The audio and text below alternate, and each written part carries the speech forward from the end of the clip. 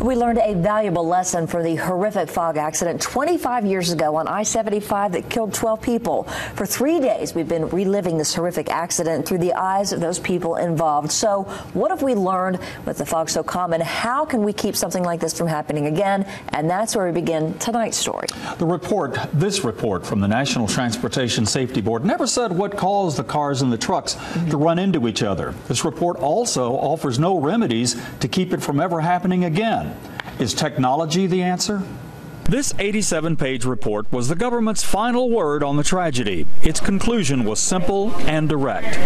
Some drivers responded to the fog by slowing down dramatically. Others hardly slowed down at all. How far would it take you to skid to a stop if there were an inanimate object in the road in front of you obscured by the fog?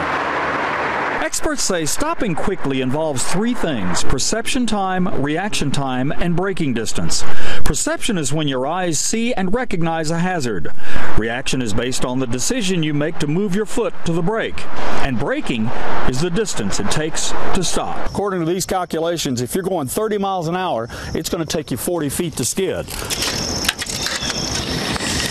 I walk off about 40 feet, but would that be enough? In this kind of fog? Not according to first responders 25 years ago. Visibility would be about 20 foot. Visibility would be about 20 foot on the side. In the kind of fog present that day, the math will never work. Somehow you have to create more perception time. Drivers need technology help to see deep into the fog. If we'd have had that kind of technology 25 years ago, would that accident up on I-75 have been that serious?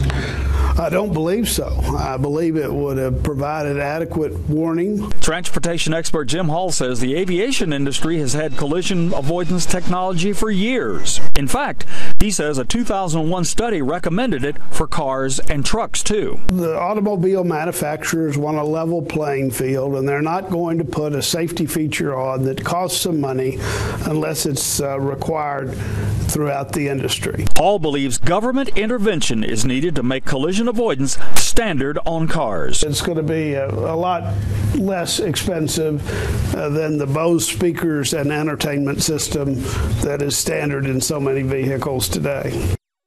Now, some cars offer forward collision avoidance as an option right now.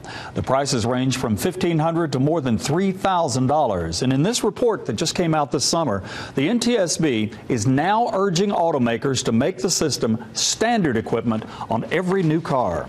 And Consumer Reports recommends getting one as an option until they become standard. To see this full report, click on this story at newschannel9.com. Calvin, it's good stuff. A lot of digging you did on that. It's very interesting about fog. I don't think we really understand that much about it. But the one thing that comes out that everybody, the experts, the police, everybody, folks, slow down when you come into a fog system. It's a no-brainer. Yeah, I mean, just slow down. Just be smart about it. You never know what's up in front of you. All right. Calvin, thank you. Appreciate it.